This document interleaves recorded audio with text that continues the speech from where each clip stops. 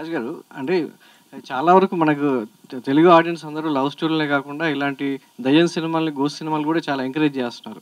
ఒకప్పుడు ప్రేమ కథా చిత్రం కావచ్చు, నిన్న మొన్న రిలీజ్ అయినటువంటి 'ఓం భూమి బుష్'. సో ఇలా కొత్తదనం ఉన్నటువంటి కంటెంట్, వాళ్ళు కష్టపడినటువంటి విధానం థియేటర్‌లో చూస్తున్న ఆడియన్స్‌కి ఏదైనా కొత్తదనం కనిపిస్తే ఆ సినిమాని మంచి హిట్ చేస్తున్నారు. మీరన్నట్టు 90% సినిమాకు ముందు ఒక నమ్మకం ఉన్నా లేకపోయినా ఫస్ట్ పడిన తర్వాత మౌత్ టాక్‌తోనూ ఇలా సో మంచి ఆదరణ లభిస్తుంది. సో దీనిలో సో మీరు విన్నప్పుడు 'ఆర్య' కలిగినటువంటి ఫీలింగ్ ఆ ఫస్ట్ డే రిలీజ్ అయిన తర్వాత కూడా అదే ఆడియన్స్ నుంచి ఎక్స్‌పెక్ట్ చేస్తున్నారు. నాకు ఆ ఎక్సైట్మెంట్ మామూలుగా ఉండదు. ఈరోజు మార్నింగ్ 4:30కి వెళ్ళాను కదా, మళ్ళీ ప్రేక్షకుల్లాగే కూర్చుంటాను. ఏం నచ్చుతుంది, ఏం మిస్ అవుతుంది, వాళ్ళకి టెన్షన్ వచ్చేస్తుంటుంది నా రియాక్షన్ చూసి. అంటే వాళ్ళు కొత్త వాళ్ళు, నాకంటే 56వ సినిమా ఇది, అన్ని రకాలుగా నేను చూసేస్తున్నా. సో నేను ఎప్పుడు చూసినా ప్రేక్షకుడు పాయింట్ ఆఫ్ వ్యూలోనే చూస్తాను సినిమాని. కథ విన్నప్పుడు కూడా దాంట్లో ఉన్న ఎగ్జైట్మెంట్ ఏంటి, ఏదైనా కనెక్ట్ అవుతున్నామా లేదా, లేకుంటే ఇంకా 21 years కంప్లీట్ ఏప్రిల్ 5th 21 సంవత్సరాల నుంచి ఇంకా సక్సెస్ఫుల్గా ఇక్కడ నిలబడడం అంటే మళ్ళీ కొత్త వాళ్ళని పట్టుకొని జర్నీ చేయడం, కొత్త డైరెక్టర్ని ఇంకా ఇంట్రొడ్యూస్ చేస్తున్నాయి. ఇప్పుడు డిఆర్పిలో ఇది 2వ సినిమా, ఇంకా 2 అండర్ ప్రొడక్షన్లో ఉన్నాయి కూడా, 2 కొత్త దర్శకులే. సో వాళ్ళకి ఇచ్చిన టార్గెటే అది. నేను హర్షితకి అనిస్తాను, జర్నీ మీరు మ్యాక్సిమం కొత్త వాళ్ళతోనే చేయండి, అప్పుడే లాంగ్ రన్ వాళ్ళు కూడా గ్రో అవుతారు. ఒక కొత్త వాళ్ళతో తీస్తున్నప్పుడు, జర్నీ చేసేటప్పుడు వాళ్ళు ఫుల్ ఫైట్స్ జరుగుతాయి వాళ్ళకి, నాకు తెలుసు, మెల్లిగా వస్తారు. అది ఉండాలి. అంటే ఒక సినిమా కోసం ఫైట్ చేస్తుంటేనే తప్పులు ఒప్పులు అర్థమై ఫైనల్ అవుట్పుట్ ఇవ్వడానికి అవకాశం వస్తుంది. ఎస్విసిసి నేర్పించినటువంటి అనుభవం ద్వారానే డిపిఆర్ని అలాంటి ఒడిదుడుకుల నుంచి డిఆర్పి నుంచి దిల్ రాజు ప్రొడక్షన్ని కొత్తగా చూపించాలి, కొత్త కథల్ని అందించాలనే ఉద్దేశంతో అక్కడ నేర్చుకున్న అనుభవాలన్నీ ఇక్కడ మళ్ళీ రిపీట్. న్యాచురల్ కదా. ఇప్పుడు ఒక 20 సంవత్సరాలు అయిపోయింది నాకు. అంటే ఎంత కాదన్నా నా ఏజ్ పరంగా కావచ్చు, నా మెచ్యూరిటీ పరంగా కావచ్చు, నేను అన్నీ చూసేస్తున్నాను. నేను ఇప్పుడు కొత్త వాళ్ళు నా దగ్గరకు అప్రోచ్ అవ్వాలంటే వెరీ డిఫికల్ట్. కొత్త వాళ్ళు ఎవరన్నా వచ్చి నా కథ చెప్పాలి, జర్నీ చేయాలి. అందుకే మీరు లాస్ట్ 10 years నుంచి చూస్తే, ఫస్ట్ 10 years నేను కొత్త దర్శకులు ఇంట్రడ్యూస్ చేశాను, నెక్స్ట్ 10 years చేయలేకపోయా. ఎందుకు? వాళ్ళతో నాకు యాక్సెస్ కట్ అయిపోయింది. అమ్మ దిల్ రాజు గారు మనకు అపాయింట్మెంట్ ఏదో దొరుకుతుంది. నిజంగా ఎవరైనా వచ్చినా నేను ఉండే బిజీలో, మళ్ళీ ఇంటలే అంటే నేను ఉండే బిజీలో టైం షెడ్యూల్ చేయలేను. అప్పుడే ఫస్ట్ హర్షిత్ ఫీల్డ్లోకి వస్తా అన్నప్పుడు హర్షిత్ని మెల్లిగా నువ్వు కొత్త వాళ్ళతో జర్నీ స్టార్ట్ చేయి, అది టైం పట్టింది. సో అప్పుడు మళ్ళీ ఆలోచించి, లేదు ఇప్పుడు ఎస్విసి అంటే కొత్త వాళ్ళకి ఇంకా అంత ఆపర్చునిటీ రాదేమో, పెద్ద హీరోతో పెద్ద డైరెక్టర్లో కాంబినేషన్లో, అటు తమిళ్ ఇటు హిందీ ఇంత బిజీగా ఉన్నాం. సో స్ప్లిట్ చేయాలని వాళ్ళని ఇద్దరిని, సరే మీరు డిఆర్పి స్టార్ట్ చేయండి, కొత్త వాళ్ళతో జర్నీ స్టార్ట్ చేయండి. సో ఇక్కడ 2 జరుగుతాయి. న్యూ టాలెంట్ని ఎంకరేజ్ చేసినట్టు ఎప్పుడో నేను 10 ఏళ్ల క్రితం చేశా. న్యూ టాలెంట్ ఇప్పుడు కంటిన్యూగా కొత్త దర్శకులను ఇంట్రడ్యూస్ చేస్తున్నాం. అలాగే న్యూ కాంటెంట్, టాలెంట్తో పాటు కొత్త కంటెంట్. ఇప్పుడు వచ్చే వాళ్ళు ఇలా ఆలోచిస్తారు, ఇప్పుడు లవ్ మీ ఆలోచించినట్టు, మొన్న బలగం ఆలోచించినట్టు, ఇలా కొత్తది ఏదైనా వాళ్ళు చెప్పడానికి ట్రై చేస్తారు. వాళ్ళకి అదే చెప్తాను, నా సక్సెస్ పర్సంటేజ్ 70. నా 50 సినిమాలలో 35 సినిమాలు హిట్లు, సూపర్ హిట్లు, బ్లాక్ బాస్టర్స్ ఉన్నాయి. ఒక 5 యావరేజ్ ఉన్నాయి, 10 ఫ్లాపులు తీసా. వాళ్ళకి ఇదే టార్గెట్ పెట్టుకోండి. మీరేం దేవుళ్ళు గారు 10 సినిమాల్లో 3-4 క్యాచ్ ఇస్తారు, అది నేర్చుకోవాలి. ఆ క్యాచ్లో నుంచి తప్పు చేయకుండా నెక్స్ట్ జాగ్రత్త పడాలి. సో ఆ టార్గెట్ పెట్టుకొని వెళ్ళండి. నేను ఎలా గ్రో అయ్యానో అలాగే పెట్టుకొని వెళ్ళండి అని హర్షిత్కి, హన్సితకి అండ్ ఆశీష్కి ఇందాక నేను చెప్పాను కదా ఎగ్జాంపుల్. టాప్ హీరోస్ని ఇచ్చా, తెలుగు, తమిళ్, హిందీ టాప్ హీరోలో జర్నీ చూడు. ఇందాక మీరు అడిగారు క్యారెక్టర్గా, ఎస్ వాళ్ళు ఎవ్వరు కూడా ముందు హీరోలం అయిపోదాము, మన లాంచింగ్ ఇలా అవ్వాలని ఎవరు ప్రయత్నం చేయలేదు. తెలుగు, తమిళ్, హిందీలో ఉన్న టాప్ మోస్ట్ సూపర్ స్టార్స్ 3 పేర్లు ఇచ్చి, ఇగో వీళ్ళు నీకు ఎగ్జాంపుల్. నీ జర్నీ అలా ఉండాలి. నువ్వు మెల్లిగా మెల్లిగా మెల్లిగా క్యారెక్టర్ నోన్ చేసుకొని ఆర్టిస్ట్గా ఎదిగావు అనుకో, నీకు లాంగ్ జర్నీ ఉంటుంది. ఇప్పుడు హీరో అయిపోయి 2 హిట్లు కాగానే 4 ఫ్లాప్లు అయినాయి అనుకో, ఇక్కడ మర్చిపోతారు. సో ఎవ్రీ సినిమా నీకు కొత్త సినిమానే, పట్టుకొని జర్నీ చేయని చెప్తే దే ట్రైన్ చూద్దాం. సార్ అంటే ఇందాక మీరు అన్నారు చాలామంది కొత్త దర్శకులను మీరు వరుసగా ఇంట్రడ్యూస్ చేశారు. అంటే మీ వర్క్ ఎక్స్పీరియన్స్ వలన వాళ్ళు స్క్రిప్ట్ మీద ఎక్కువ టైం కేటాయించడం, సినిమాకి మధ్య గ్యాప్ రావటం, అంటే మీ అండర్లో వర్క్ చేయటం వల్లే వాళ్ళకి ఆ విధానం అనేది అవలంబిందని చెప్పి అనుకోవచ్చు. వంశీ పైడిపల్లి గారికి కానీ, బోయపాటి గారికి కానీ, ఎవరు చేసినా సరే. న్యాచురల్గా అంటే ఇప్పుడు ఒక్కొక్క దర్శకుడిది ఒక్కొక్క వర్కింగ్ స్టైల్ ఉంటుంది. ఇప్పుడు సుకుమార్ ఇవాళ ఆల్ ఇండియాలో టాప్ 3 దర్శకుల్లో మా సుకుమార్ ఒకడు, నాకు చాలా గర్వంగా ఉంది. అలాగే మా బన్నీ ఇవాళ ఇండియన్ ఫిలిం ఇండస్ట్రీలో ఒక టాప్ రేంజ్లోకి వెళ్ళిపోయారు. ఒక్కొక్కరిది సుకుమార్ది ఒక వర్కింగ్ స్టైల్, బోయపాటిది ఒక వర్కింగ్ స్టైల్, భాస్కర్ది ఒక వర్కింగ్ స్టైల్, వంశీది ఒక వర్కింగ్ స్టైల్, ఇట్లా డిఫరెంట్ పోతే మేము అందరం ఇందాక వారు అన్నట్టు హీరోలు కూడా గ్రో అయిన హీరోలు. ఎస్, ఎన్టీఆర్, ప్రభాస్, బన్నీ, నేను అందరం ఆల్మోస్ట్. ఎన్టీఆర్ మాకు సీనియర్, నేను డిస్ట్రిబ్యూటర్ అన్నప్పుడు. బట్ నేను ప్రొడ్యూసర్ అయినప్పుడే ప్రభాస్, బన్నీ ముగ్గురు సినిమాలు మేము ఒకటేసారి రిలీజ్ అయ్యాయి. నాది ఢిల్లీ రిలీజ్ ముందు గంగోత్రి రిలీజ్ ముందు ప్రభాస్ది సెకండ్ ఫిలిం రాఘవేంద్ర. 1 వీక్లో. సో అందరం అలాగే గ్రో అయ్యాం. ఇప్పుడు ప్రభాసు, బన్నీ, ఎన్టీఆర్ మేమందరం జర్నీ, వాళ్ళందరూ ఇవాళ ఆల్ ఇండియాలో టాప్ పొజిషన్లో ఉన్నారు. ఈ 20 ఇయర్స్లో మా journey it's a great journey. మొన్నే బన్నీ, నేను, సుకుమార్ అనుకున్నాం. ఆర్యాకి పనిచేసిన అందరు ఇవాళ టాప్ పొజిషన్లో ఉన్నారు. కరెక్ట్. ఇప్పుడు 20 ఇయర్స్ మే 7th అందరినీ ఒక దగ్గర రీయూనియన్ చేద్దామని అనుకుంటున్నాం. మే 7th మేబీ అందరు అవైలబుల్ ఉంటుంది, అది కూడా ఒక ఈవెంట్ చేస్తాం. సో అలా నేర్చుకోవడమే. ఇప్పుడు వాళ్ళందరూ నేర్చుకోవడం వల్లే పెద్ద దర్శకులు అయ్యారు. ఎక్స్పీరియన్స్. ఇప్పుడు వీళ్ళు కూడా 2 ఇయర్స్ జర్నీ చేశారంటే దీని తర్వాత వాళ్ళకి ఇది ఒక ఎక్స్పీరియన్స్. ఓహో, ప్లస్లు ఏమున్నాయి, మైనస్లు ఏమున్నాయి, ఎలా వర్క్ చేసుకోవాలి అనేది ఇప్పుడు వాళ్ళకు ఎక్స్పీరియన్సే అవుతుంది. అంటే ఒక బ్యానర్ అప్గ్రేడ్ అవ్వాలంటే కంపల్సరీ కంటెంట్తో పాటు స్టార్ హీరోలతో చేయడం కూడా ఇంపార్టెంట్. మీ ఎస్విసి అలాగే అయింది. ఈవెన్ భవిష్యత్తులో డిపిఆర్ అనేది కూడా, డిఆర్పి అనేది కూడా అలాగే అదే ఫార్మాట్ని ఫాలో అవుతుందా, ఎలా ఉండబోతుంది? డెఫినెట్గా. ఇప్పుడు వాళ్ళకి ఏమవుద్ది, ఒక 3-4 ఇయర్స్ అయిపోయిన తర్వాత వాళ్ళకు స్టార్ట్ అవుద్ది కొత్త అయిపోయి ఇంకా నెక్స్ట్ ఏం చేద్దాము. అప్పుడు హీరోలు కూడా ఆటోమేటిక్ వాళ్ళని పిలుస్తారు. నెక్స్ట్ హీరోలతో ఆల్రెడీ వాళ్ళకు అందరికీ బెస్ట్ యాక్సెస్. ఎస్విసి వల్ల అందరు హీరోల దగ్గరికి ఫోన్లో మాట్లాడతారు, వెళ్ళగలుగుతారు. రేపు వాళ్ళకి ఏదైనా కథ ఎగ్జైట్ అయినప్పుడు డెఫినెట్గా వెళ్తారు. వాళ్ళకి ఎన్ని రోజులు ఇక్కడే ఉండాలనుకుంటారు. వాళ్ళు ఒక పెద్ద సినిమా తీయాలనే టార్గెట్ ఉంటుంది. ఆల్రెడీ హర్షిత్ ఒక స్క్రిప్ట్లోనే రెడీ చేసి ఉన్నాడు. అది ఎప్పుడు పట్టాలు ఎక్కించుకుంటారో తెలియదు, పాన్ ఇండియా కథ. So already is a script ready. So జరుగుతుంది అది. ఇద్దరిలో ఎవరికి పెర్ఫార్మెన్స్ బాగుంది అంటే వాళ్ళ క్యారెక్టరైజేషన్ చూసుకుంటే మీరు ఎగ్జైట్ అయింది ఇలా? అంటే ఇప్పుడు నేను చెప్తే ఎలా ఉంటుందంటే ఏదో ఎక్కువ మాట్లాడినట్టు అవుతుంది, అది ప్రేక్షకులకే వదిలిపెడతాను. But no doubt Vaishnavi already Baby అనే సినిమాలోనే ఇరగదీసేసింది, దాంట్లో డౌట్ లేదు. ఆశిష్ రౌడీ బాయ్స్ చేశాడు. రౌడీ బాయ్స్లో తను బాగా పర్ఫామ్ చేశాడు, హీరోగా పాస్ అయ్యాడు. హీరోని ఎవరు అమ్మ ఈడేం హీరోరా, ఇదేం పర్ఫార్మెన్స్ అని తిట్లా, బాగానే ఉన్నాడు, కొత్త కుర్రాడు బాగానే చేశాడు, ఫస్ట్ సినిమా లాగా లేదనేది కామెంట్స్ వచ్చాయి. సో ఆశిష్కి ఇంకా ఈ సినిమా ఇంకా ముందుకు తీసుకెళ్తుంది. బట్ ఆ సినిమా రిలీజ్ అయ్యాకే ఎవరు ఎలా చేశారనేది మెల్లిగా అర్థమవుతుంది. రాజుగారు, అంటే మీరు ఇన్నేళ్ళ జర్నీ మంచి సినిమాలు తీస్తూ వచ్చారు. ఇప్పుడు అరవింద్ గారికి చూసుకుంటే ఒక రామాయణం తీయాలనేది ఒక గోలు, రాజమౌళి గారికి మహాభారతం తీయాలనేది ఒక గోలు. ఈ జర్నీలో మీకు అలాంటి ఒక గోల్ అనేది ఇంకా స్టిల్ మైండ్లో ఉందా, ఎలాగా? అంటే డెఫినెట్గా ఇప్పుడు హర్షిత్, అన్సిత డిఆర్పి చేస్తూ కొత్త దర్శకులతో ఎలా చేస్తున్నారో నాకు కూడా 21 ఇయర్స్ అయిపోయింది. 25, 26లో ఒక పెద్ద సినిమా తీయాలి, అది పాన్ ఇండియాలో ఎక్స్ట్రాడినరీ హిట్ అవ్వాలి. హిట్ అవ్వాలంటే ఏం చేయాలనేది వర్క్ స్టార్ట్ చేశాను. ఒకటి నేను తీయాలి. All the best sir. Thank you. Ashish గారు, ఆ లవ్ మీ టైటిల్లో హార్ట్ అన్ని బ్రేక్లు అయిపోయింది, అన్ని ముక్కలు అయిపోయింది. ఎవరిది, మీదా వైష్ణవి హార్ట్? ఇప్పుడైనా అబ్బాయిల దగ్గర సార్ బ్రేక్. అయ్యో, ఓకే. చేసింది ఎవరు సార్? అది బ్రేక్ అవ్వలేదు సార్, తిరిగి అతుక్కుంటుంది. ఓహ్, సో అంత అర్థం ఉందా? ఏం చెప్పినా ఇక్కడ మా డైరెక్టర్ కొంచెం తర్వాత నన్ను తిడతాడు. ఓకే. కానీ దాని మీనింగ్ నేను చెప్పింది అతుక్కుంటుంది. ఆశీష్ గారు, అంటే ఫస్ట్ సినిమా తర్వాత ఈ సినిమాకి వచ్చినప్పటికి ఒక జర్నీ స్టార్ట్ అయింది. 1 ఫిల్మ్ ఎక్స్పీరియన్స్డ్ పర్సన్ అంటే మీకు కొత్త అనేది ఫస్ట్ సినిమాతోనే పోయి ఉంటుంది.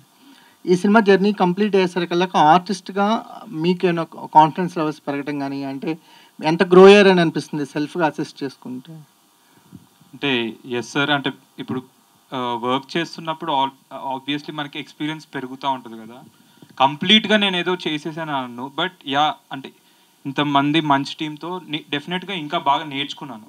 ఐ హోప్ రౌడీ బాయ్స్ కంటే దీంట్లో ఇంకా నా పర్ఫార్మెన్స్ నచ్చుతుంది అని నేను కోరుకుంటున్నాను.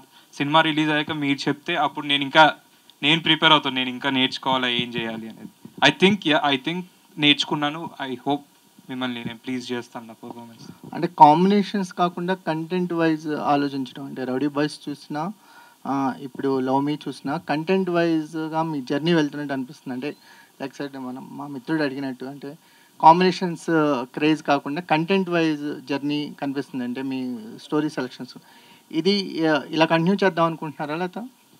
డెఫినెట్గా సార్.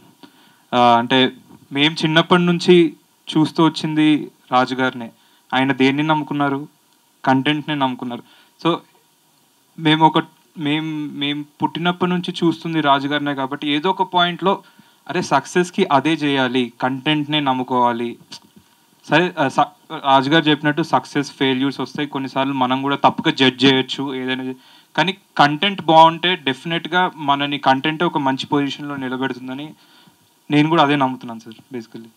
సో అందుకే అంటే నేను ఇప్పుడు నాకు ఒకటి నచ్చిన ఒక 10 people నా చుట్టుపక్కల ఉన్న వాళ్ళని వినిపించి సార్ ఇది బాగుందా, రాజుగారికి నా దగ్గరకు వచ్చినాయి రాజుగారికి వినిపించి, రాజుగారి దగ్గరికి నేను హర్షితకి వినిపించి, అంటే ఒక కలెక్టివ్గా విని ఓ ఇది కరెక్ట్ కంటెంట్ చాలా బాగుంది అంటే అప్పుడు we are going forward sir. So basically మేము నేను పర్సనలీ నమ్ముతుంది కంటెంట్. వైష్ణవ్ గారు, సో బేబీతో ఒక స్టార్ ఇమేజ్ అనుకోవచ్చు, అంటే యూత్లో బాగా వెళ్ళింది మీ క్యారెక్టరు. చిన్న నెగిటివిటీ క్యారెక్టర్ మీద ప్లే చేస్తున్నప్పుడు చిన్న నెగిటివిటీ ఆడింది. లవ్ మీలో మీకు డిఫరెంట్ అన్యూజువల్ లవ్ స్టోరీ కనిపిస్తుంది. అంటే ఎలాంటి ఇమేజ్ ఈ క్యారెక్టర్ మీకు ఇస్తుంది అనుకుంటున్నారు?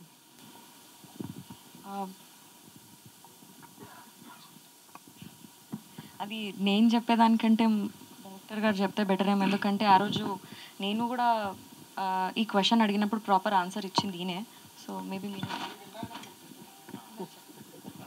క్లీన్ షీట్ అంటారు, ఐడియా ఉందండి? క్లీన్ షీట్ అంటే అందుకు క్లీన్ షీట్. ముందు వచ్చిన డౌట్స్ ఏంటండి, తర్వాత వచ్చిన క్లారిఫికేషన్స్ ఏంటండి? ఫస్ట్ ఏదో డౌట్ వచ్చింది, అది చెప్తే స్టోరీ రివీల్ అవుద్ది ఆబ్వియస్లీ. ఇది నేను స్టోరీ వినేటప్పుడు లవ్ స్టోరీ అని చెప్పినారు కదా. నరేషన్ అప్పుడు నాకు కొత్త ఎక్స్పీరియన్స్, ఈ భయాలు అవన్నీ ఉన్నాయి.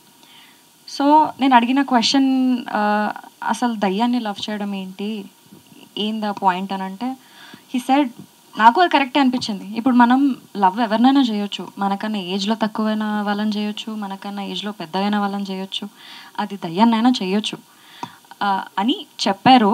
ఇప్పుడు మనమైనా కానీ ఒకరి మీద లవ్ ఉంటే వాళ్ళు పక్కన ఉంటేనే మనం లవ్ చేస్తాం అనేది లేదు కదా సార్. వాళ్ళ నుంచి దూరంగా ఉన్నా కానీ మనం వాళ్ళని లవ్ చేయొచ్చు.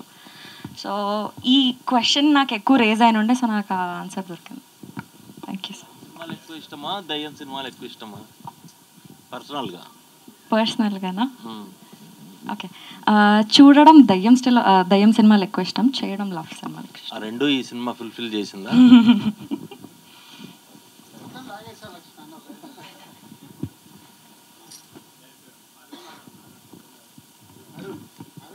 అరుణ్ ఆర్ నాగేశ్వర్లో ఎవరైనా ఆన్సర్ చేయొచ్చు క్వశ్చన్?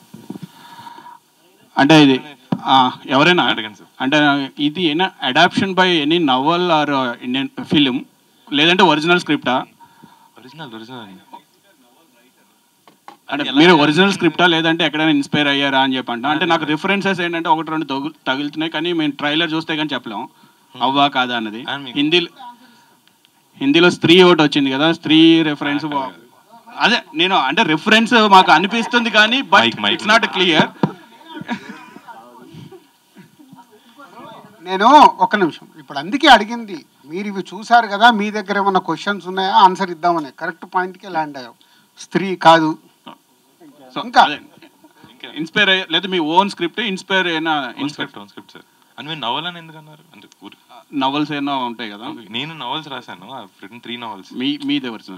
ఇది నేను రాసుకుందాం అనుకున్న నవల్, టైటిల్ వదిలేండి. But I wanted to make it into movie. So 2021లో నేను నాగా వి థాట్ ఆఫ్, అంటే నవల్స్ రాస్తున్నాం కదా, లెట్స్ మేక్ ఏ మూవీ అనుకున్నాం. So why don't we direct it అని చెప్పి వి స్టార్టెడ్ 2 yearsలో.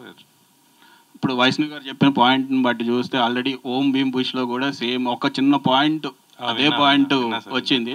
సో ఈ పాయింట్ మీరు అనుకున్నప్పుడు కొత్తగా ఉండొచ్చు, ఇది సడన్ గా వచ్చింది. సో దానికి ఏమైనా మ్యాచ్ అవుతుందా లేదా ఇట్ ఇస్ డిఫరెంట్? ఇప్పుడు స్త్రీ కానీ, ఓం బూమ్ బుష్ కానీ, ఇంకొక గీతాంజలి కానీ, ఏ సినిమాకి సంబంధం లేదు. నువ్వు అరే ఆ సినిమాలకి వెళ్ళేదో రిఫరెన్స్ తీసుకున్నారా అని కూడా నాకు నేను వెతికా, 20 years సినిమాలు వెతికా, ఎక్కడన్నా దొరుకుతుందా, వీళ్ళు ఎక్కడికి వెళ్ళి తీసుకున్నారు, నీకున్నదే నాకు ఉండే. అరే ఇన్ని సినిమాలు తీసారు, ఎక్కడన్నా ఉందా అడిగా, మా జర్నీలో అడిగా. లేదు సార్ ఇది ఓన్గా ఇట్లా థాట్ వచ్చింది. ఎక్కడొచ్చిన థాట్ అని కూడా అడిగా. ఆ థాట్ ఇన్స్పైర్ అయింది కూడా చెప్పాడంటే ఎక్కడైనా జనరేట్ అయింది.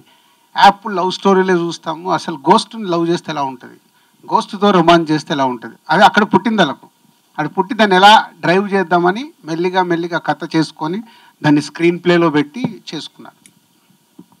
ఓకే సార్, తర్వాత కంటెంట్ వచ్చిన తర్వాత మాట్లాడతాం. థ్యాంక్స్ అండి, ఆల్ ది బెస్ట్. లీనియారిటీస్ ఏం లేవండి, సిమిలారిటీస్ అయితే ఏం లేవు. ఓకే, అంటే మీరు రైటర్ చూసా, అదే దాని గురించి ఒకవేళ నవ్వలు లేదని ఇంతకుముందు రాసారా, ఇన్స్పైర్ అయ్యారా? Try to keep it as fresh as possible. సినిమాలు కూడా తగ్గించే స్క్రిప్ట్ రాసిన తర్వాత చూడడం, కన్జ్యూమ్ చేస్తే అదే రాస్తారు కదా ఒకసారి. We try to keep it as transparent, as fresh as possible. So total different ఉంది, అంటే చూస్తుంటే అర్థం అవుతుంది. బట్ అరుణ్ గారు, అంటే ఇప్పుడు గోస్ట్ లవ్ స్టోరీ అన్నారు సార్, అంటే గోస్ట్ని లవ్ చేస్తే అతని స్టోరీ కూడా చాలా డిఫరెంట్గా ఉంటుంది క్యారెక్టరైజేషన్. సో ఎలా ఉండబోతుంది హీరో క్యారెక్టరైజేషన్? అంటే ఒక ఎక్స్ట్రీమిజం కనిపిస్తుంది ఆ క్యారెక్టరైజేషన్. ఎక్స్ట్రీమిస్ట్ కాదండి, బట్ నేను అర్జున్ అన్న క్యారెక్టర్కి పెట్టుకున్న ట్యాగ్ ఏంటంటే అర్జున్ ది ఇన్సానిటీ అంటారు కదా. So he want something that no one has explored. అంతకుమించి ఎక్కువ చెప్పలేను, చూసి మీరే చెప్పాలి. His character is going to be very new. Raju గారు సార్, బలగం సినిమా అప్పుడు నాకు బాగా గుర్తు, మీరు ప్రీ రిలీజ్ ప్రమోషన్స్లో అసలు చాలా తక్కువ కనపడ్డారు, తర్వాత సక్సెస్ అయ్యాక ఎక్కువ కనిపించారు. ఈసారేమో ఇప్పుడు మీరే కనిపిస్తే ఎవరినే కనిపించనివ్వట్లేదు. ఏంటి స్ట్రాటజీ చేంజ్ అవడానికి కారణం ఏంటి? బలగంలో కూడా నేనే కనిపించాను, అంటే వెరీ ముందు తక్కువ కనిపించారు, వెరీ సింపుల్ ఎక్కువ. అంటే ఇప్పుడు నా ద్వారా చెప్పినప్పుడు ఆడియన్స్కి ఒక కాన్ఫిడెన్స్ లెవెల్ ఎక్కువ ఉంటుంది. అంటే రాజుగారు ఎంతో కూర్చొని చెప్తున్నారు ఈ సినిమా గురించి, అంటే ఇప్పుడు బలగం కూడా అదే కాన్ఫిడెన్స్గా మీ మీడియాకి షో ఇవ్వడం కానీ, మీతో ఇంటరాక్ట్ అవ్వడం కానీ, తీసుకెళ్ళి మా విలేజ్ పీపుల్ని ఒక దగ్గర, అలాగే ఇంకొక దగ్గర మ్యూజిక్ డైరెక్టర్ వాళ్ళ ఊరిలో, సో దాన్ని అలా ప్రమోట్ చేస్తాం. ఈ సినిమాని అలా ఇందాక అడిగారు మిత్రులు, సరే చూపిస్తారా అని, ఇవన్నీ ట్విస్ట్లతో కూడుకుంది, ఇది అలా చూపించలేను. సో స్ట్రాటజీ ఏంటి? ఓకే, ప్రతి ప్రమోషన్లో నేను ఉండి ఈ సినిమాని ఆడియన్స్ దగ్గరికి తీసుకెళ్ళాలి, ఎందుకంటే వీళ్ళు పడ్డ దానికి రైట్ రిజల్ట్ రావడానికి అవకాశం ఉంది. ఇందాక నేను చెప్పాను కదా, వాళ్ళకి ఇది కరెక్ట్ బాల్, వాళ్ళు 4 కొడతారా 6 కొడతారా, లేక అది నో బాల్ అవుతుందా అనేది ఆడియన్స్ చెప్పే వరకు వెయిట్ చేయాలి. All the best.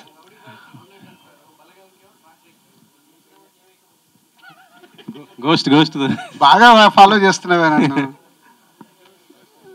ఏరా ఏం ఎక్కిస్తారు? గోస్ట్తో డాన్సింగ్. గోస్ట్తో డాన్స్ అంట. Okay, all the best. Harshit గారు, బలగం లాంటి ఒక బ్లాక్ బస్టర్ కొట్టిన తర్వాత ఇప్పుడు నెక్స్ట్ ఈ సినిమా వస్తుంది కదా, సో రాజు గారిని ఏ విధంగా యూజ్ చేసుకున్నారు ఈ సినిమాకి? ఏంటి ఆయన సపోర్ట్ మీకు ఎలా వచ్చింది అసలు? అంటే ఐడియా దగ్గర నుంచి ఫస్ట్ ఆయనతోటే కదా ట్రావెల్ అయిన వాళ్ళందరూ, తర్వాత మాకు చెప్పాక నచ్చింది. సో యూనిక్నెస్ చూసుకొని ఆ యూనిక్నెస్ బట్టి డిఆర్పిలో కాన్సెప్ట్ బేస్ వెళ్తున్నాం కాబట్టి ఆ యూనిక్నెస్ మెయింటైన్ చేస్తూ చేస్తున్నాం. ఓకే సార్, అంటే బడ్జెట్ ఇప్పుడు టాప్ టెక్నీషియన్స్ తో వర్క్ చేస్తున్నారు కదా, స్క్రిప్ట్ డైరెక్టర్ కొత్త వాళ్ళే కానీ టాప్ టెక్నీషియన్స్ తో వర్క్ చేస్తున్నారు కదా, బడ్జెట్ మార్కెట్ కంట్రోల్లో పెట్టుకుని చేశారా లేదా? Market control, market control 100%. ఇందాక చెప్పాను కదా, వీళ్ళని ఒక బడ్జెట్ అడిగి లాక్ చేశారని, ఆల్మోస్ట్ ఒక 5% ఇంక్రీజ్ అయింది అంతే. వాళ్ళు అనుకున్న దాంట్లో ప్రాపర్గా అన్ని ఫైనల్ చేసి ఆర్టిస్టులు, టెక్నీషియన్స్, కాస్ట్ ఎన్ని రోజుల్లో తీయాలి అంత బాగా డిజైన్ చేసుకొని వాళ్ళన్న బడ్జెట్లో చేసి ఒక 5% వేరియేషన్లో కంప్లీట్ చేశారు. It's a very comfortable economics. ఇక కొడితే వాళ్ళకు జాక్పాట్. నా కంట్రోల్ తప్పింది, వాళ్ళని తెచ్చుకోమంటున్నాను, అదే కదా. Okay, thank you. Thank you so much. Final మనోడు అడుగుతారు. సమ్మర్ సక్సెస్ఫుల్గా స్టార్ట్ చేశారు as a distributor. Tillu 100 crores కొడుతున్నట్టున్నారు. ఫైనల్గా దాంతో ముగించండి, అది దాని సంగతి. Yeah, is a great. Tillu నిన్న రిలీజ్ అయ్యి బ్లాక్ బాస్టర్ హిట్ అయింది. సో నెక్స్ట్ వీక్ మళ్ళీ ఫ్యామిలీ స్టార్, మళ్ళీ 3 weeks తర్వాత లవ్ మీ. మేబీ ఈ సమ్మర్ మనదే. ఓకే, నేను ఇందాక చెప్పాను కదా, ఇక్కడ సినిమా వ్యాపారంలో సక్సెస్లు వస్తాయి, ఫెయిల్యూర్స్ వస్తాయి. గ్రౌండ్లో ఉండి ఆడడమే ఇంపార్టెంట్. వస్తుంది ఒక బాల్. సో స్పీడ్ బ్రేకర్స్ నేర్చుకొని ముందుకెళ్ళాలి, జడ్జిమెంట్ని చెక్ చేసుకుంటూ ముందుకెళ్ళాలి. Sir family star promotion start చేశారు, చెన్నై వెళ్ళారు, తిరుపతి అక్కడ చేశారు, కానీ హైదరాబాద్లో ఇప్పటివరకు ప్రెస్ కాన్ఫరెన్స్ కండక్ట్ చేయలేదు. ఎల్లుండి చేస్తాం.